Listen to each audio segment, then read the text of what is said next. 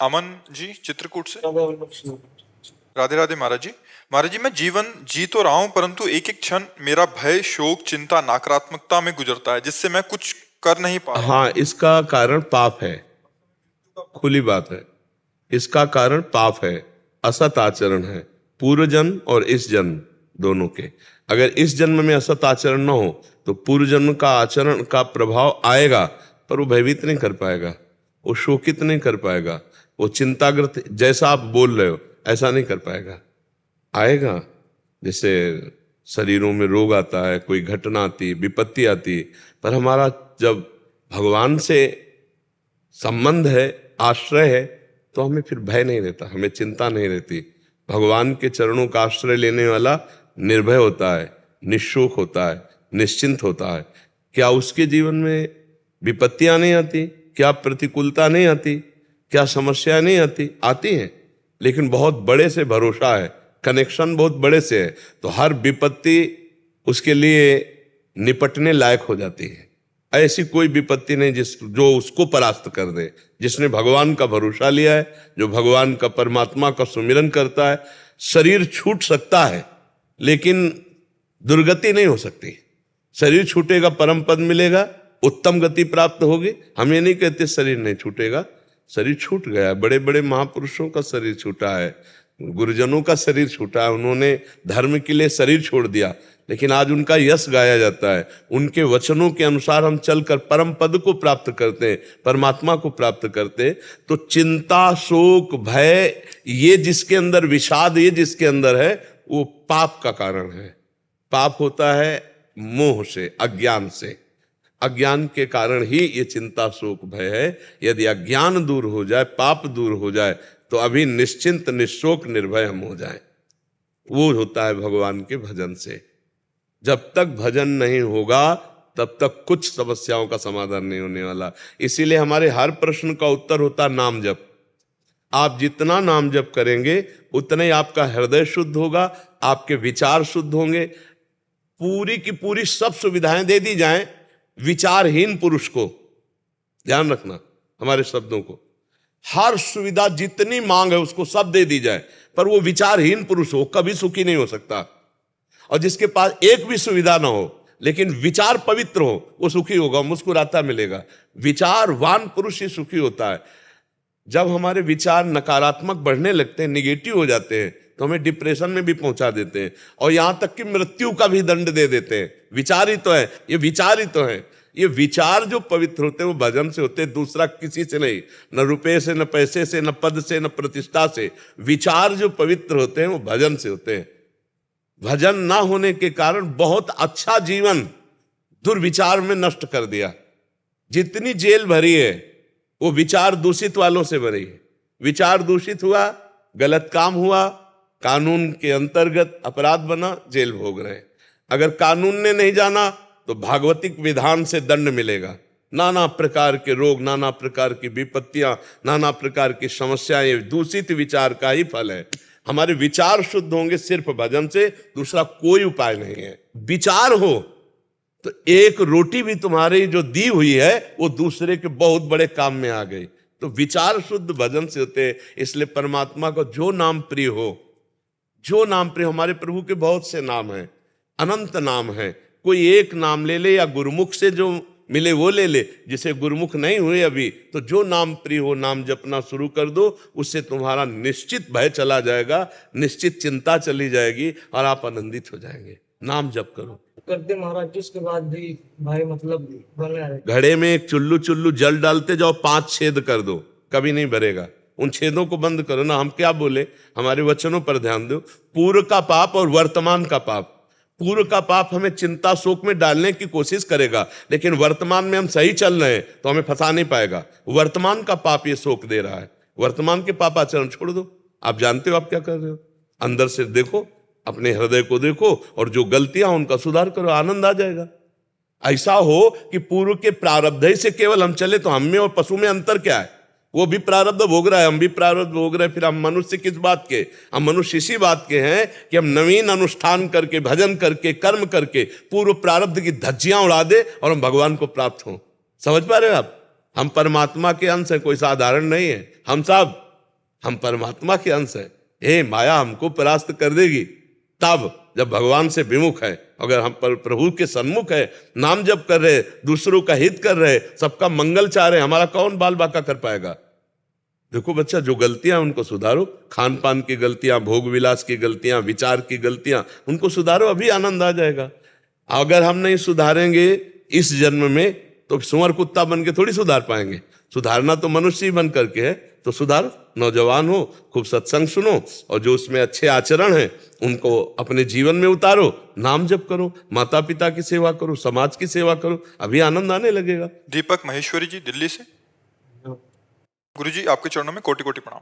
गुरुजी, धर्म क्या है और अधर्म क्या है? कई बार दोनों भेद करना मुश्किल हो जाता है। किसी धर्म में वही कार्य वर्जित है और किसी में मान्य है। तस्मात् शास्त्रम प्रमाणन्ते कार्या कार्यो व्यवस्थितो। गीता जी में भगवान ने कहा हर कार्य को शास्त्र से प्रमाणित होना चाहिए। अब जैसे आप किसी के लिए पति हैं, किसी के पुत्र हैं, किसी के भाई हैं, किसी के मित्र हैं, और आप भारतीय हैं, राष्ट्र का भी भार आपके कंधों पर है। हर भारतीय का, पूरे भारत का एक न एक हिस्सा वो है, चाहे वो किसान हो, चाहे वो व्यापारी हो, कुछ भी हो, एक हिस्सा है। तो धर्म का स्वरूप विस्तृत है। आपको एक पत्नी का पति रूप धर्म निर्वाह करना है, आपको अपने माता पिता के लिए पुत्र रूप निर्वाह करना है, अपने पुत्रों के लिए पिता रूप निर्वाह करना है, अपने भारत के लिए भारतवासी का धर्म निर्वाह करना है। और ये सब करते हुए भी आप भगवान के अंश हैं, आपको भगवत प्राप्ति करनी है। अब आपको किस समय कैसा क्या बर्ताव करना चाहिए, उसके लिए जब बुद्धि शुद्ध हो तब बात बनेगी। और ईश भजन सारथी सुजाना, एक शरीर रथ है, इंद्रियां घोड़े हैं, मन इनकी लगाम है, बुद्धि इनका सारथी है। अगर सारथी ड्राइवर नशे में हो तो गाड़ी झोंक देगा गड्ढे में जाके, अगर सारथी सही हो तो सही मार्ग चलेगा। तो ईश भजन सारथी सुजाना, यदि भगवान का चिंतन करते हुए देखो तो कुछ ना पढ़ो शास्त्र में तो भी तुम्हारे अंदर आ जाएगा ये पाप है, नहीं करना चाहिए।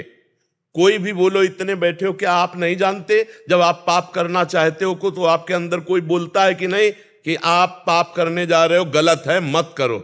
आप बोलो, अंदर से आवाज आती है, वही परमात्मा सबके अंदर बैठा हुआ है। तो हमको क्या करना चाहिए, क्या नहीं करना चाहिए, एक सेकंड अंदर ही पूछ लो, आपको उत्तर आ जाएगा। ये मत करो, ये करने लायक नहीं है, पर मन कहेगा करो, इसमें सुख मिलेगा। तो मन की आवाज और परमात्मा की आवाज, गुरु की आवाज को जो समझ पाए वही साधक होता है। वो बड़ी झीनी आवाज होती है, बहुत गलत है, मत करो, पर मन ऊपर से जोर से बोलता है बड़ा सुख मिलेगा और मार देता है।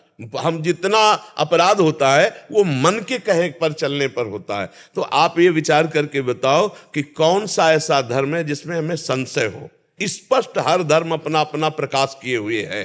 स्पष्ट पति का क्या कर्तव्य है, आप थोड़ा सा एक सेकंड रुकिए और अंदर से पूछिए तो आपके अंदर उत्तर आ जाएगा, यहां मैं गलत होने जा रहा हूं, पत्नी के साथ जो मैं व्यवहार करना चाहिए वो मैं गलत कर रहा हूं, अंदर आएगा। पर अहंकार के कारण, क्रोध के कारण, वासना के कारण आप उस बात को सुनेंगे नहीं तो हर ग्रंथ का उत्तर यही है, हृदय में। किसी को कहीं बाहर प्रमाण ढूंढने की जरूरत नहीं, हृदय से ही प्रमाण आ जाएगा। चराचर जगत में भगवान बैठा हुआ सबको उपदेश कर रहा है, पर हम लोग भगवान की बात को नहीं मानते हैं। आप वो धर्म बताइए जिसमें आपको ऐसा लगता है कि ऐसे से ऐसा करने पर अधर्म हो सकता है और अधर्म भी धर्म हो सकता है। जैसे आपने प्रश्न किया, आपको कौन सा धर्म ऐसा लगता है? सनातन धर्म में हम जीव हत्या पाप मानते हैं, सब कुछ है। ये प्रश्न करने का अधिकार उसको है जो संपूर्ण राष्ट्र का संचालन कर रहा है, जिसके कांधे पर कई देशों का, कई धर्मों का पूरा भार है। उसको हम ये उत्तर देने के लिए समर्थ हैं। लेकिन आपको पर्सनल अपना देखना है कि आप सनातन धर्म का सांगोपांग अनुष्ठान पूरा करते हैं कि नहीं, क्योंकि आपके ऊपर संपूर्ण धर्मों का या संपूर्ण राष्ट्रों का भार नहीं है ना। तो आप पर्सनल अपना प्रश्न कर सकते हैं, क्योंकि आपका उत्तर देना हमारे लिए वो व्यर्थ होगा। आप एक परिवार में हैं, आप एक प्रांत के, किसी गांव के या किसी शहर के एक मकान में रहते हैं और आप अपने धर्म को जानते हैं, उस जानने में कितनी कमी है, उस जानने वाली बात को कितना पालन करते हैं, ये सिर्फ आपको देखना है। जब आप ऐसे समर्थ हो जाएंगे तो धीरे धीरे आप आगे बढ़ जाएंगे। और हम लोग क्या करते हैं कि जब ऐसे प्रश्न करते हैं तो उसमें राग द्वेष की संभावना होती, क्योंकि स्थिति होती नहीं है। हमारा यहाँ का उद्देश्य, जो अध्यात्म का उद्देश्य है, पहला एक ये है कि एक मेरे भगवान का बगीचा है, उस बगीचे में विविध फूल हैं, हम किस फूल के आशिक हैं मुझे ये देखना है। वो फूल मुझे चुनना है बगीचे से, पूरा बगीचा तो नहीं कटवा देना। घोर गाली देने वाले, घोर अपराध करने वाले को भी गले लगाकर उसे परम शांति प्रदान करना, ये हमारा धर्म कहता है। आपको समझ में आ रहा है जी? अगर अब आपको सनातन धर्म के विषय में कोई संशय हो तो आप पूछ सकते हो। एक गुरुजी, मन बड़ा व्यथित रहता है सारे दिन। हम आपसे एक बात पूछते हैं, कोई ऐसा सुख बकाया रह गया क्या जिसको आप जानते हो और भोगा ना हो? आपसे इसलिए पूछ रहा हूं कि आप जनरल गृहस्थ वेश में है का कोई सुख? नहीं। जो लगभग इसका मतलब अभी एक सुख है जिसे आप जानते हो और नहीं भोगा, वो भगवदानंद।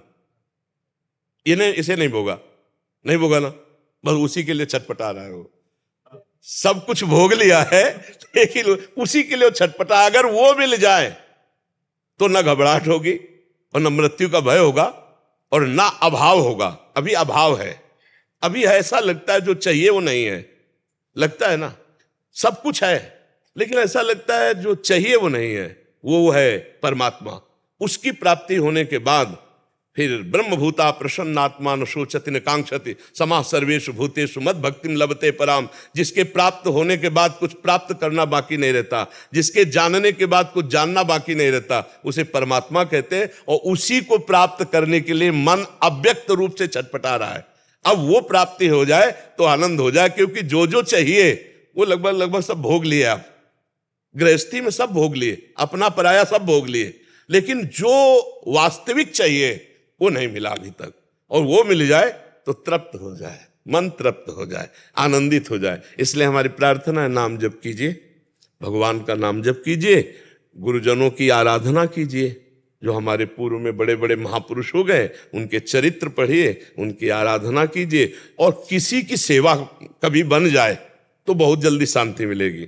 जैसे कोई बीमार पड़ा, कोई सेवा करने वाला नहीं, आप शरीर से सेवा कर दीजिए। या आप 100 रुपये की सामग्री अपने लिए लेने जाते हो, वो दवा लेके उसे दे दीजिए। एक दिन भोजन छोड़ दीजिए, दूसरे को पवा दीजिए, फिर देखो कैसी शांति मिलती है। एक दिन हम अच्छा भोजन पाने जा रहे हो और वो भोजन किसी भूखे को दे दें जिसको नहीं मिला, तो आप देखिएगा 100 दिन पाने से आपको जो आनंद नहीं मिला, एक दिन ना पाने से वो आनंद मिल जाएगा। आपका हृदय शीतल हो जाएगा। इसी से मन को शांति मिलती है। और जो हमारे वो सब छूटेंगे, आज नहीं तो कल, क्योंकि धीरे धीरे पहुंच रहे हैं नंबर पे, तो मन को एक मीठी मीठी घबराहट हो रही कि जिस कार्य के लिए आया था वो कार्य नहीं कर पाए। देखो, हम एक कार्य के लिए आए मनुष्य जीवन में, परमात्मा प्राप्ति। एक बार परमात्मा प्राप्ति हो जाए फिर आनंद पूर्वक जीवन व्यतीत करो। पहले परमात्मा प्राप्ति होना चाहिए था, सो हुआ नहीं तो अब अंतिम में कर लो। जो पहले करना चाहिए अब आखिरी में कर लो। तो परमात्मा प्राप्ति कोई कठिन नहीं है, क्योंकि परमात्मा कोई और नहीं है, हमारे हृदय में बैठे हुए हैं।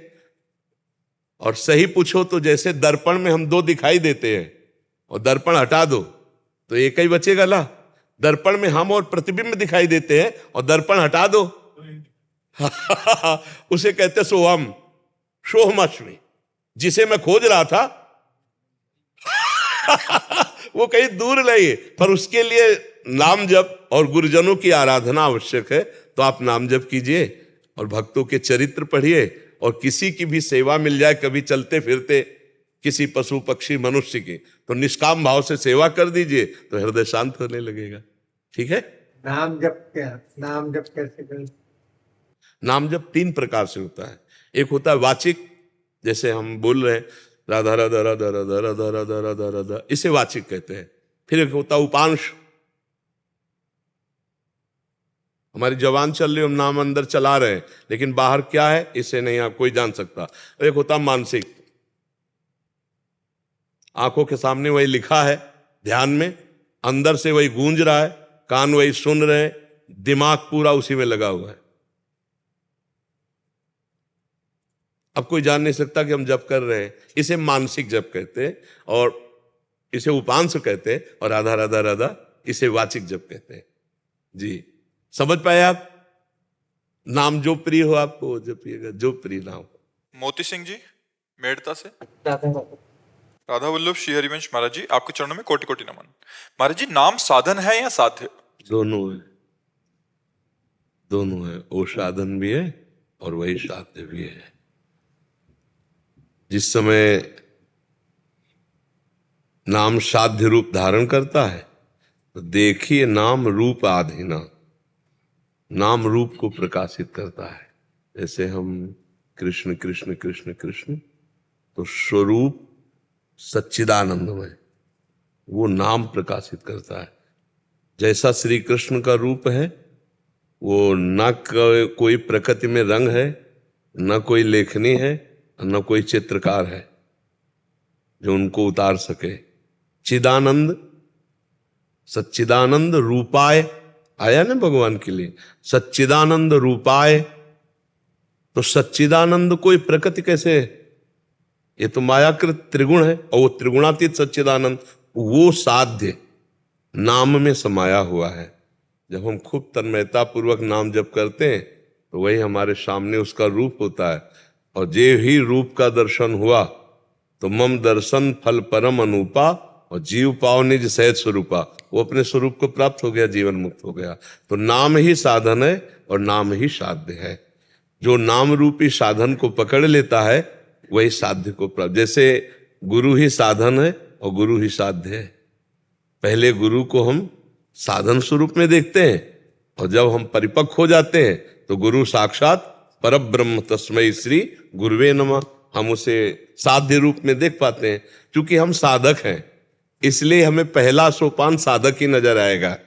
जब हम सिद्ध हो जाएंगे तो सर्वत्र वही सिद्धावस्था का अनुभव होता है।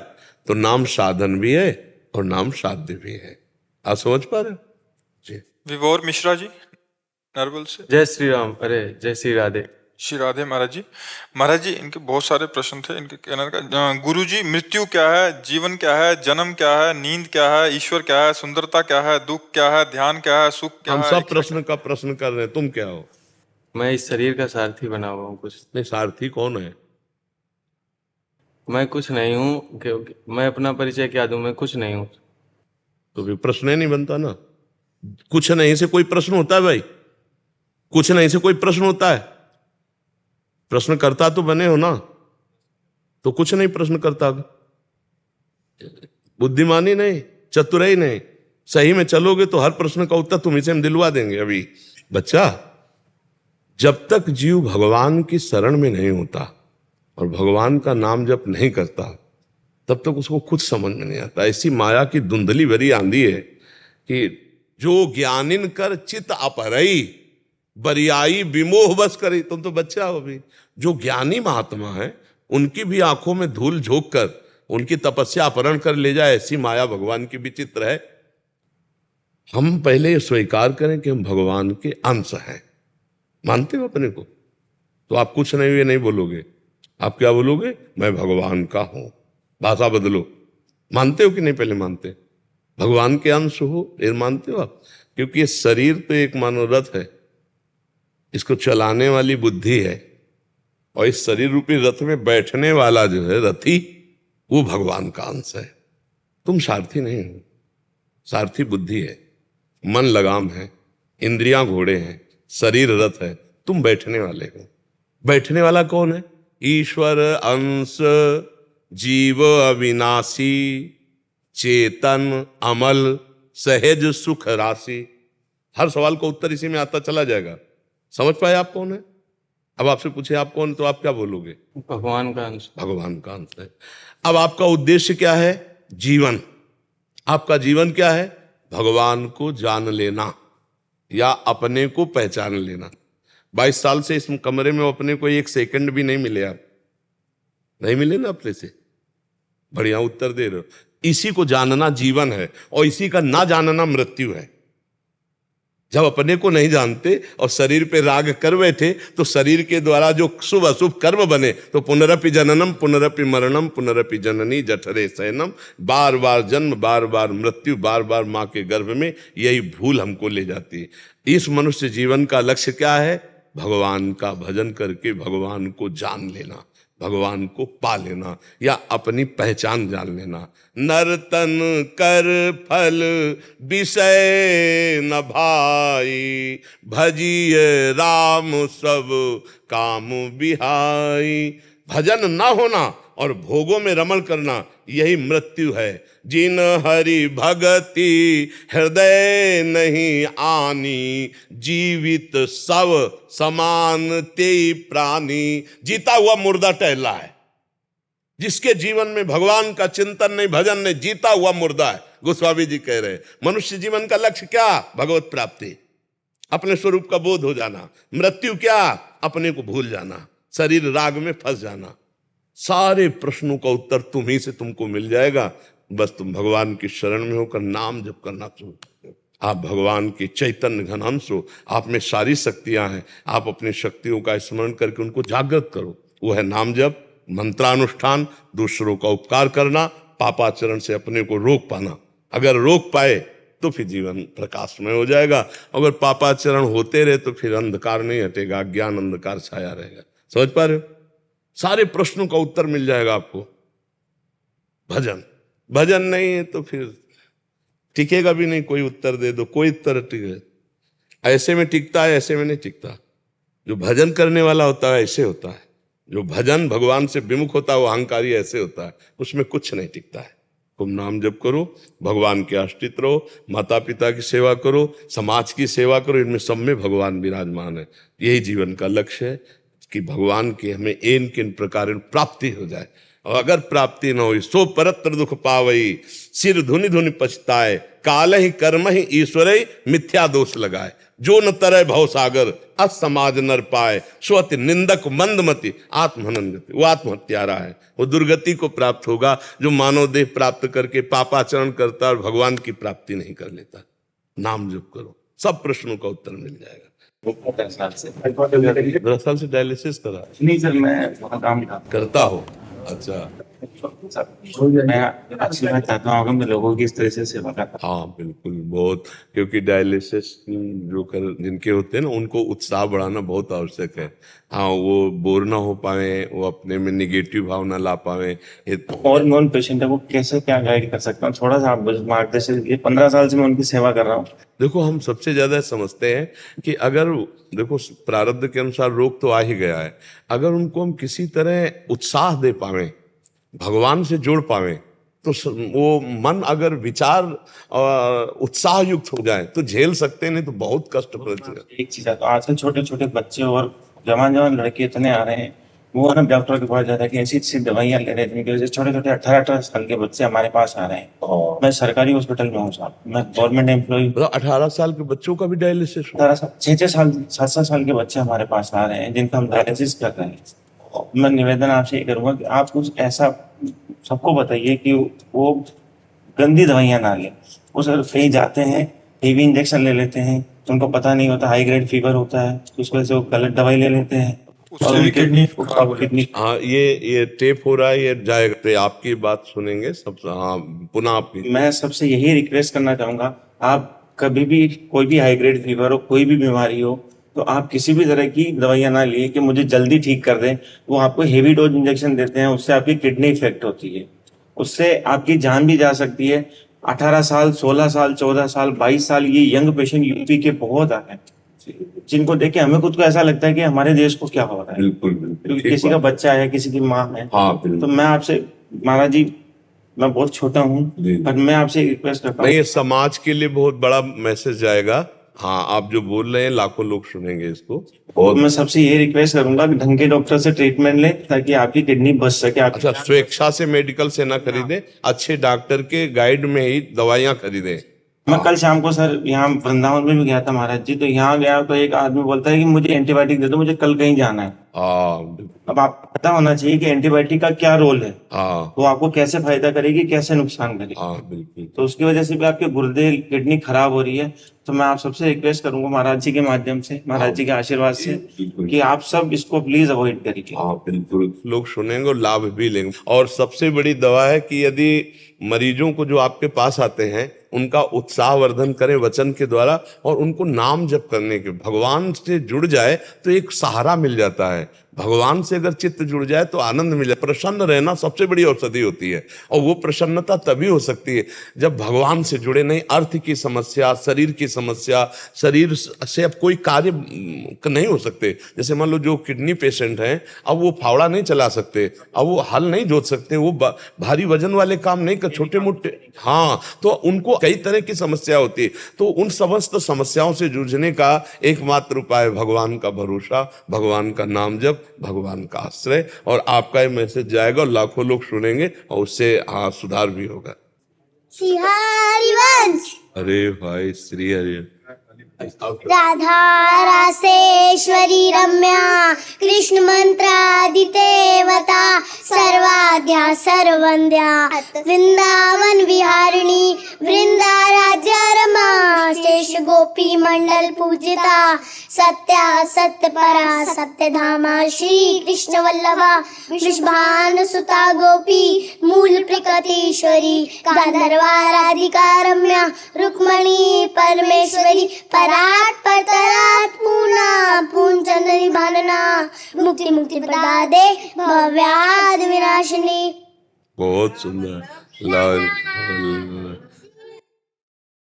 आ जाओ मैं कारा वो सच्ची एक कहानी है, वर्णन करता जिसका वैभव महापुरुष मर ज्ञानी है। बातें उनकी सुन के देखो बदले पीढ़ी आज की, दुनिया है दीवानी मेरे प्रेमानंद महाराज की। प्रेम सिखाते दुनिया को आनंद में हूँ, रहते हैं राधा नाम को जाप करो, ये बात को सबसे कहते हैं। राधा राधा जपते जपते जीवन उन पे वार दिया, लाडली की कृपा लोगों ने हार दिया, लाडली लोगों ने भी प्यार दिया। डायलिसिस की बीमारी का रोग उनके तन में है, बनारस से वृंदावन को शिव उनके मन में है। बीच में राधा नाम मिला तो जीवन उनके नाम किया, हर रोग तन का मिट गया जब राधा नाम का जाप किया। एक समय ऐसा भी था जब महाराज जी परेशान हुए, किडनी दोनों फेल हो गई, खतरा आया जान पे, पर महाराज जी मुस्कुराते छोड़े अपनी आस को। वो कहते काल प्यारे जी ने राधे पे विश्वास को। उम्र थी 13 साल की जब लिए संन्यास, मन में अपार श्रद्धा करना झट पे था निवास। न खाने की ये चिंता न पीने का है ठिकाना, मिल जाए तो ठीक वरना भूखे पेट सो जाना।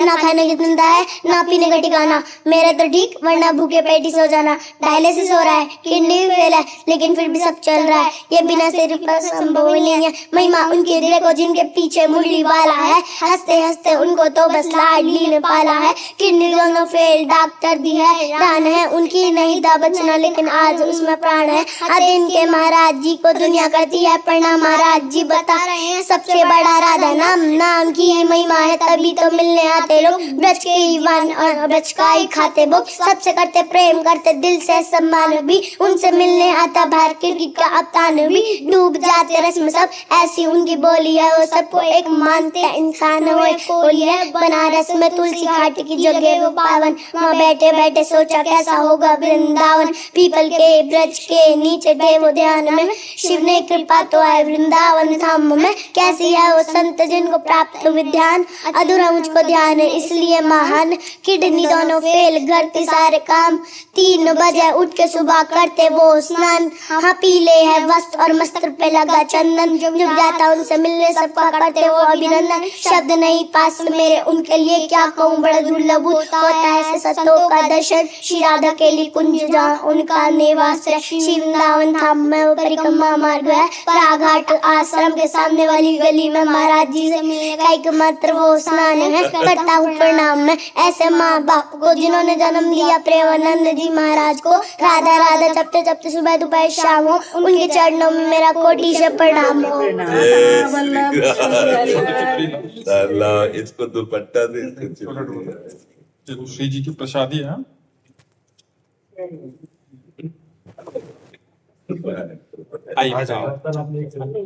राजपुरोहित काजल जी सूरत से।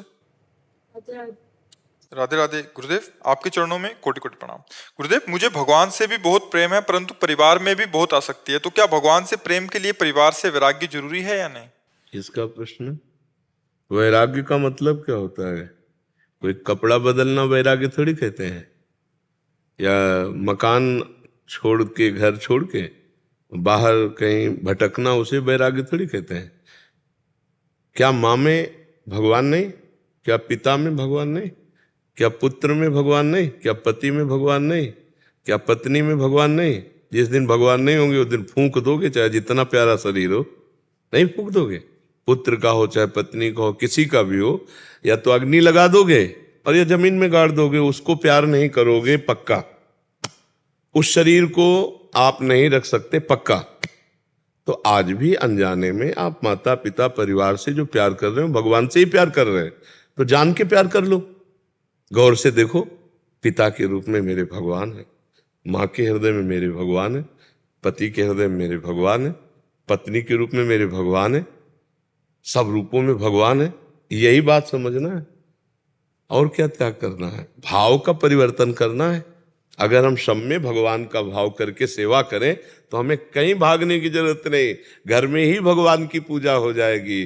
और मंदिर में जा करके पूजा करके आए हो, अपने माता पिता का अपमान करो, पति की अवहेलना करो, कुछ नहीं मिल पाएगा। आचरण गलत नहीं मिलेंगे आपको, नहीं मिले तो आप चाहो। अगर आपके नेत्रों में भगवान है तो आप ईंट पत्थर में भी भगवान देख सकते हो, और अगर आपके नेत्रों में भगवान नहीं तो भगवान में भी भगवान नहीं देख सकते। दुर्योधन भगवान को भगवान मानता था क्या? नहीं मानता था। और प्रहलाद जी ने खंबे से भगवान को प्रकट कर दिया। हम लोग भावना करते हैं मूर्ति पे तो भगवान विराजमान है, अनुभव होने लगता है। तो हम भावना करें अपने पति पर, अपने पुत्र पर, अपने सास पर, अपने ससुर पर, अपने माता पिता पर, उनमें भगवान नहीं। तो बस हमें ये समझना है कि हम जिन भगवान से प्यार करते हैं वो भगवान का ये मंदिर है।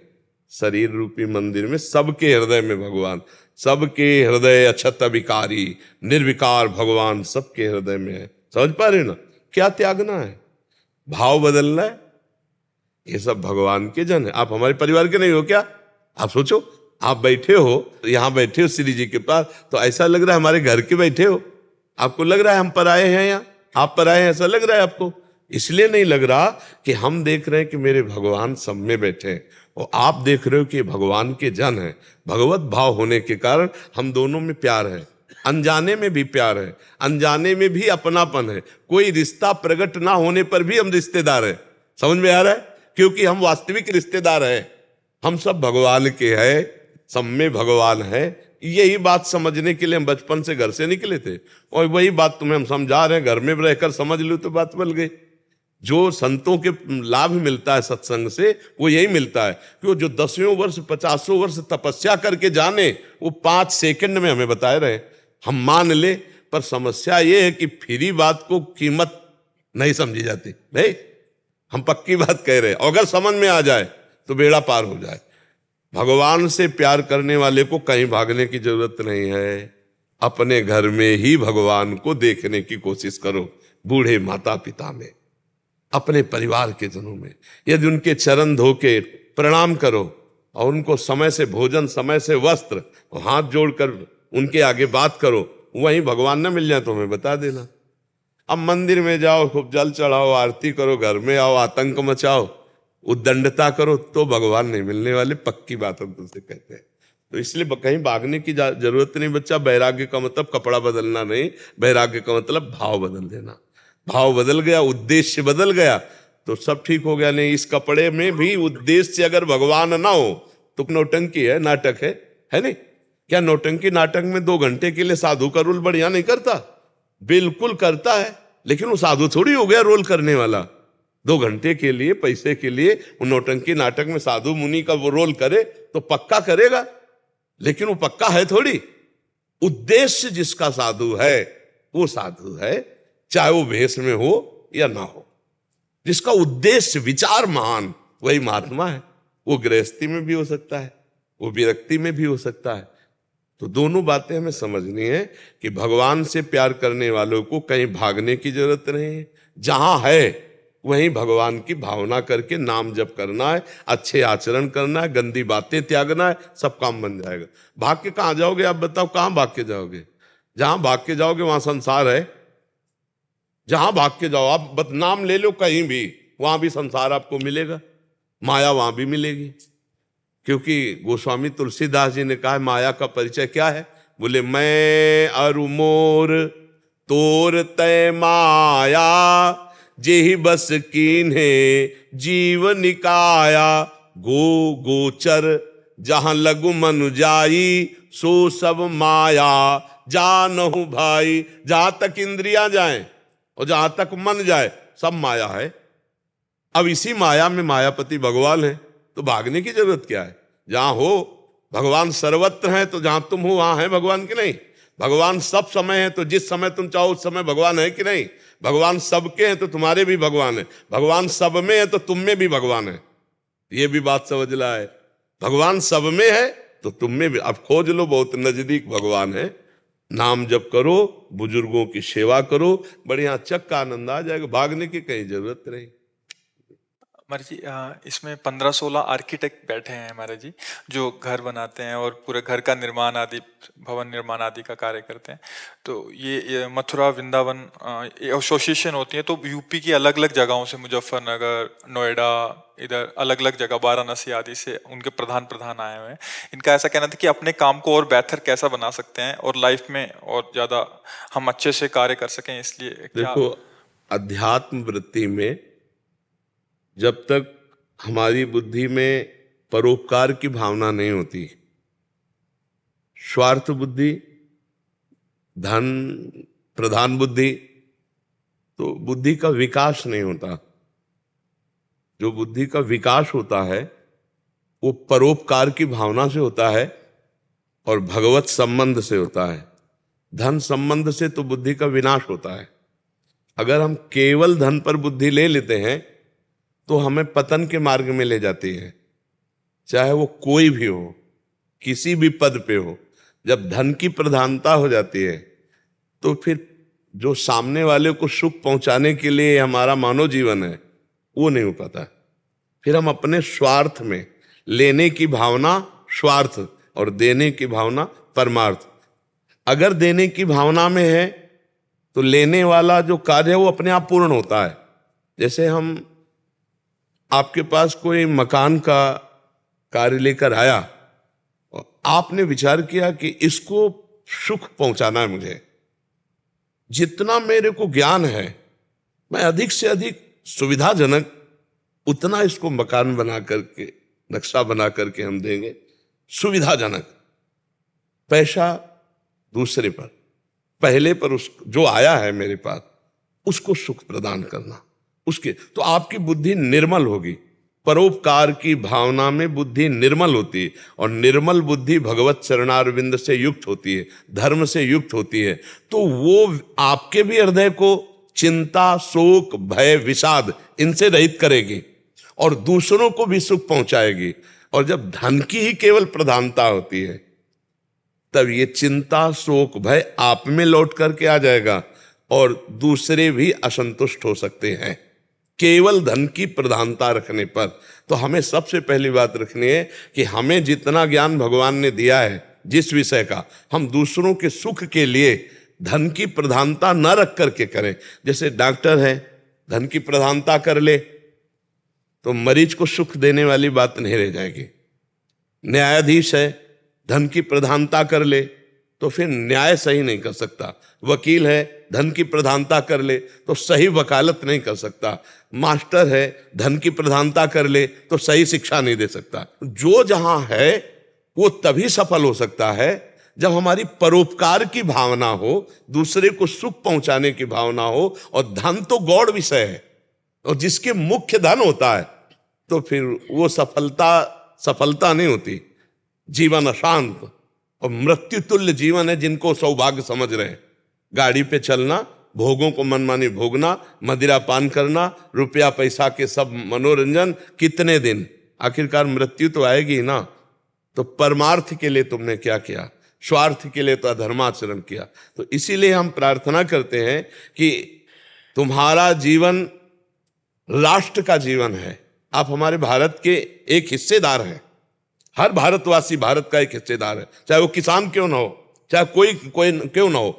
आप जितना आपको कार्य मिले उसमें परोपकार की भावना करते हुए और प्रधानता भगवान की प्रसन्नता रखें कि भगवान इस रूप में आए हैं और मुझे सेवा दी है, तो अर्थ तो मिलेगा ही और हमारा परमार्थ भी बन जाएगा और बुद्धि पवित्र हो जाती है। जितना परोपकार किया जाता है उतनी बुद्धि कुशाग्र और प्रवीण होती चली जाती है। तो ये तो बनाना ही है, लेकिन अपने लिए भी एक मकान बनाना है।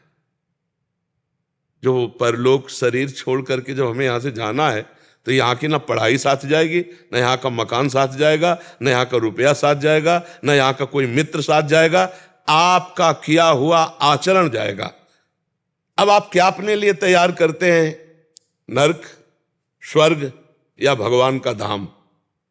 इसके लिए भी हमारी बुद्धि को इस पर भी विचार करना चाहिए। कितने आयु चली गई हमारी, अब पता नहीं कितने मिनट है। दिन नहीं कह रहे मैं, साल नहीं कह रहा, मिनट कह रहे। कितने मिनट हैं?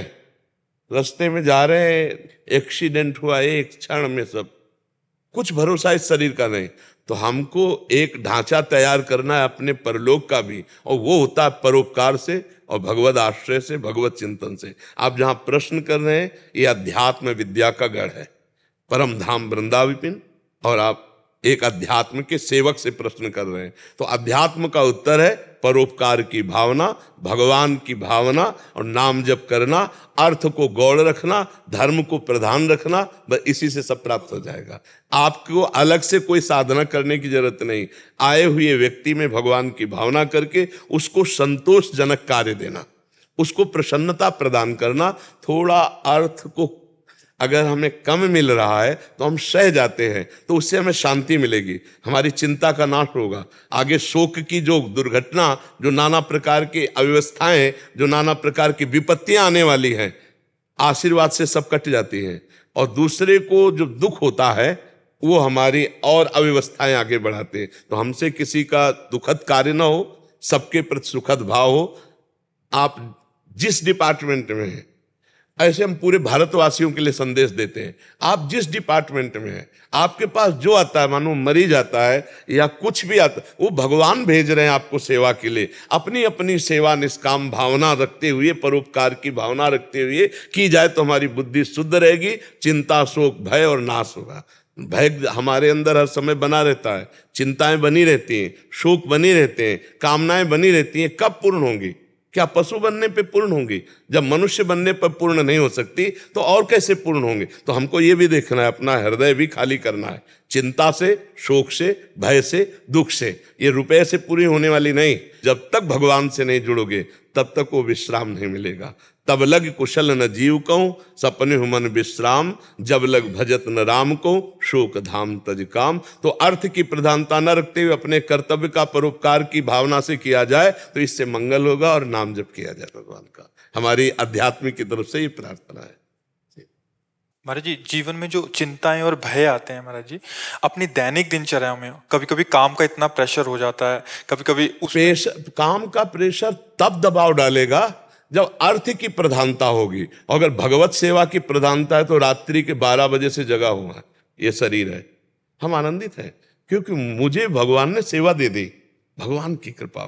तो अगर हम अपने लिए मानते हैं तो दिमाग में फिर प्रेशर पड़ता है, अर्थ के लिए या अपने के लिए। और जब हम समाज सुख के लिए, तो आप 12 घंटे 20 घंटे लगे रहे तो भी आपको सुख होगा। भगवान ने 20 घंटे सेवा ली हमसे, हम अपने राष्ट्र की सेवा कर रहे हैं, हम समाज की सेवा, तो आपको सुख मिलेगा। जब अपने धन के लिए करेंगे तो प्रेशर पड़ सकता है, धर्म के लिए करेंगे और धन तो गौड़ है, वो तो मिलेगा ही, जाएगा कहां, तो प्रेशर नहीं पड़ सकता। जैसे अभी 2 घंटा और चलता रहे तो हम थकेंगे नहीं, और जहां यहां से हटे तो शरीर में पीड़ा फिर भान होती है कि यहां दर्द है, यहां दर्द है, ऐसा है। और हम लगे हैं तो हमें कोई तो वो थकान जो होती है वो वासना की होती है, वो चाहत की होती है। अगर वासना हमारी पवित्र हो जाए, चाहत पवित्र हो जाए, तो बिल्कुल थकान नहीं होगी। महाराज जी जैसे आपका कार्य है महाराज जी, कोई एक क्लाइंट आया, उसको अपनी बिल्डिंग बनानी है, वो अपने बिल्डिंग के लिए इनके पास गया, अच्छे से आपने रखा कि हमें ऐसा चाहिए, इन्होंने बना के दे दिया। इनमें कोई, क्योंकि वो अर्थ देगा, ये बना के देंगे अपनी बुद्धि योग से जैसा भी होगा, क्या कुछ अलग से ऐसा कार्य हो सकता है जो, जैसे आपने बोला सेवा, तो सेवा का कोई कार्य ऐसा दिख नहीं रहा, क्या अलग से कोई सेवा कार्य करना चाहिए हमें अपने जीवन में? नहीं, अलग से सेवा का कार्य तो हम इसलिए नहीं कहेंगे कि गृहस्थ में है और कार्य प्रणालियां इनकी जो है इतनी विधि है कि उनको अलग से हम ये नहीं कहेंगे तुम जाके अनुष्ठान करो जाके, नहीं। हम यही कह रहे हैं कि पैसा भी वो देगा और कार्य भी वही कर रहे हैं, लेकिन हमारा उद्देश्य है उसको संतुष्ट कर देना, उसको सुख मिले। हम ऐसा ढांचा बनाएंगे उसको सुख मिले, ये हमारा प्रयास है, ये हमारा विचार हमको सुखी करेगा। कार्य तो वही है। और उसके बाद भी वो संतुष्ट हो जाए महाराज जी, मैं इसलिए कह रहा हूं कि प्रैक्टिकली जैसे सामने वाला संतुष्ट हो जाए, फिर इनके ऊपर कोई दोष नहीं है। ये तो उसकी वासना है, ये तो उसका विचार है, ये अपनी योग्यता के अनुसार पूरा उसको सुख पहुंचाने की चेष्टा की, और इसके बाद जो अर्थ मिलता है वो तो मिलेगा ही, और इसके बाद वो असंतुष्ट हो जाता है, तो ये उसके विचार है। इन्होंने अधूरापन नहीं छोड़ा, इनकी पूर्णता है। तो भगवान इनके हृदय में वो गाली भी देगा ना तो ये मुस्कुराएंगे, इनको वो भगवान सामर्थ्य देंगे, इनके अंदर शीतलता देंगे, यही तो खास बात है। और जब हमसे त्रुटि हो जाएगी तो वो मुस्कुरा के भी जाएगा, तो बाद में मेरा हृदय जलेगा। अगर हमारी तरफ से त्रुटि नहीं है तो गाली दे के भी जाएगा तो हमें मुस्कुराहट आएगी। हमने तो प्रयास किया है, पूरा प्रयास किया है, वो समझ नहीं पा रहा है, इस विषय को समझ नहीं पा रहा है कि जो हमने बना के दिया है इसके लिए बड़ा सुखद है, और वो नहीं समझ पा रहा है, दुख का अनुभव कर रहा है, तो उसकी मूर्खता है। हमारी तरफ से हमारे जो ज्ञान में है उसको हम छुपा के न रखें, पूरा का पूरा हमने उसके सुख के लिए संविधान। और महाराज जी अगर कभी ऐसा असंतुष्टता से वो इनके धन का कि आप जो पैसा बचा हम नहीं देंगे, ऐसा कर दे तो कोई बात नहीं, क्षमा कर देना चाहिए, कोई बात नहीं, आप ले जाओ, जाओ, असंतुष्ट मत रहो, खाओ पियो जाके जाओ। भगवान ऐसे आदमी को भेजेंगे जो उससे दुगना दे जाएगा आपको, विश्वास करना हमारी बात को, झगड़ा मत करना। जैसे वो कोई आदमी मतलब प्यार से दे देता, ये मतलब हम तुमने ठीक हमारे लिए नहीं बनाया, हम नहीं देंगे, कोई बात नहीं, आप जाइए, लड़ने की कोई जरूरत नहीं, जाइए। तुम क्या समझते हो तुम्हारे देने से हमारा जीवन चलता है? देनहार कोई और है। यही हम कह रहे हैं कनेक्शन भगवान का। वो ऐसे आदमी को भेजेंगे कि वो अपने आप लड़ करके आपको दे जाएगा, वो देने में लड़ेगा नहीं, आप ही कीजिए, आप ही कीजिए। हम पक्का कह रहे, पक्का कह रहे, भरोसा जिसे भगवान का है उसका कार्य कभी रुकता नहीं, कभी नहीं रुकता। हम देखा है, जबरदस्ती हाथ जोड़ के प्रार्थना करके वो दे जाएगा। छोड़ो तुमसे, अगर वो नहीं देता है तो तुम्हारा कोई कर्जा था पूर्व जन्म का, मान लो निपट गया। निर्माण का जो ढांचा बना के हमने दिया और हमको पैसा ले दिया तो निपट गया। झगड़ा नहीं करना कभी, यही अध्यात्म सिखाता है, झगड़ा नहीं करना, मुकदमेबाजी नहीं कर ली। हमको बैर कर लिया तो भय आ जाएगा, भय अंदर सताने लगेगा, चिंता आ जाएगी। नहीं, आप नहीं देना चाहते मत दीजिए, हमारा कार्य हमने मेहनत करके आपको दिया, आप नहीं देना चाहते जाइए, जाइए, भगवान देगा। और कैसे देगा आप खुद देख लेना, ऐसे गाहक को भेजेगा, ऐसी व्यवस्था करके भेजेगा कि उससे भी ज्यादा आपको लाभ मिल जाएगा। और सबसे बड़ा लाभ है हमारा परिवार स्वस्थ है, हम शांत हैं, हृदय प्रसन्न है, इससे बढ़िया लाभ और क्या है। खूब आप कमाई कर रहे, चाहे जितनी अधिक, घर में गए असंतुष्टता, नाना प्रकार की बीमारी, कलह, अशांति, ये सब अधर्म का लक्षण है। धर्म से चलो, नमक रोटी खाओ, चैन से जियो, चैन से जियो। नहीं, ऐसी ऐसी बीमारियां फैल रही कि पैसा खाते चले जाए नाना प्रकार की औषधियों में, और कभी शांति मिलने वाली नहीं, पूरा जीवन रोगग्रस्त हो जाता है। अधर्म का पैसा नहीं, मेहनत का पैसा, और वो ना दे तो तुरंत क्षमा करो, हमारा कर्जा निपट गया। और देनहार कोई और है, देते रहते दिन रैन, वो सब पूरे ब्रह्मांडों का संचालन करता है, आपका भी पालन करेगा। कई बार क्या होता है, अपन रचना बनाते हैं या डिजाइन बनाते हैं तो क्लाइंट को पता नहीं होता, हमें पता है कि क्या अच्छा है, तो हम से कई बार कुछ झूठ बोलना पड़ता है, कुछ डराना पड़ता है कि प्राधिकरण ऐसा कर दूंगा या वो करूंगा। बनने के बाद उसे पता चलता है कि नहीं, इन्होंने जो किया है वो अच्छा किया है, तो क्या वो शुरू में बोला गया झूठ? अगर दूसरों के सुख देने के लिए बोला गया है तो गलत नहीं होगा, और अगर दूसरों से सुख लेने के लिए बोला गया है वो गलत हो गया। अगर हम जो जैसे डिजाइन करते हैं तो क्या हमें पता है कि क्या चीज बन के अच्छी आएगी, तो हम उसको बताते हैं, तो उसी चीज में हमें थोड़ा बहुत हो रहा है। हाँ, अब उसमें हमारा तो केवल आध्यात्मिक उत्तर है कि सुख देने की लालसा में यदि हमसे कुछ मिस्टेक झूठ बोली गई तो वो क्षम्य है, लेकिन सुख लेने की लालसा में वो फिर निषेध है, फिर नहीं बोलना चाहिए। लेकिन सुख देने अब हमें पता है कि अगर हम झूठ बोल देंगे इसके प्राण बच जाएंगे, तो हम कसम खा के झूठ बोल देंगे। समझ रहे हैं ना, हम जो झूठ बोल रहे हैं इसको सुख मिलेगा आगे चलकर। ये अभी अज्ञानी जान नहीं रहा, अगर हम सही सही बताएं हो सकता है काट दे। अगर हम झूठ बोल के बात बता रहे हैं और वो जब बन के तैयार होगा और इसको सुख मिलेगा, हमारा लालसा उसको सुख देना, तो वो झूठ हानिकारक नहीं होगा। झूठ तब हानिकारक होता है जब हम स्वयं अपने लिए करते हैं, छल करके उसे झूठ बोलकर उससे हम सुख लेने की लालसा, अर्थ लेने की लालसा, वो एक अलग चीज हो गई। लेकिन सुख देने की लालसा से फिर बात बन जाती है। अब जैसे किसी को सीधे हम कहें कि 2-4 माला जपने से कुछ नहीं होना, भजन निरंतर जब तक नहीं होगा तब तक माया का नाश नहीं हो पाएगा, तो अच्छे अच्छे हिल जाएंगे। तो क्या होता है, तुम 5 मिनट केवल जप के देखो, फिर तुम्हारा मंगल शुरू हो जाएगा। अगर 24 घंटे में तुम 24 मिनट मुझे दे दो तो मैं तुम्हें हर संकट से बचा लूंगा। आप समझिए, 24 मिनट उससे हमने भजन करवाना शुरू किया 24 घंटे में। अब धीरे धीरे हम उसको देखो, अगर इस समस्या का समाधान चाहते हो तो भजन बढ़ाओ, अब 1 घंटे लाओ। बोले आपने तो कहा था पहले 5 मिनट में। तो देखो 5 मिनट वो ऐसे थे जैसे कोई स्कूल जाता है और काखा गागा की जगह अगर ऐसे करता है तो मास्टर कहता है शाबाश एक टॉफी लो, और अगर वही साल भर करते हैं तो थप्पड़ मारेगा, है नहीं, उसको सीधा का लिखा। हाँ, तो अगर हम ऐसी बातें करते हैं तो मंगल के लिए करते हैं ना, उसमें झूठ नहीं है। अगर हम स्वार्थवश, तो फिर वो झूठ हो जाए। परमार्थ के, दूसरे के सुख के लिए यही बात देखना है। कहीं कहीं झूठ भी जो है ना वो सत्य से बढ़कर लाभदायक हो जाता है।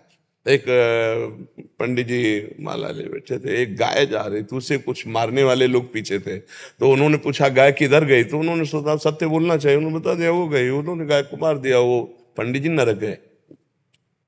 सत्य बोलने के कारण नरक गए। उस समय क्या करना चाहिए, झूठ बोलना चाहिए। मैंने तो देखा नहीं, शायद इधर गई है दिशा बदल के। किसी की प्राण जा रहे हो तो तत्काल झूठ बोल देना चाहिए। किसी का मंगल हो रहा हो, जैसे किसी का बेटी का ब्याह है, कोई मंगल है, क्योंकि उसका जीवन बसने जा रहा है, हम थोड़ी सी बात कह देते उसका जीवन बस, और भगवान हो सकता है उसका स्वभाव बदल दे, बड़ा सुंदर स्वभाव बन। तो ऐसे ही आप जो निर्माण के लिए बोल रहे, उसके सामने वाले के सुख के लिए बोल रहे, उसमें कोई दोष नहीं है। अपने सुख के लिए बोलना दोष युक्त माना जाता है। राधा राधा राधा राधा राधा राधा राधा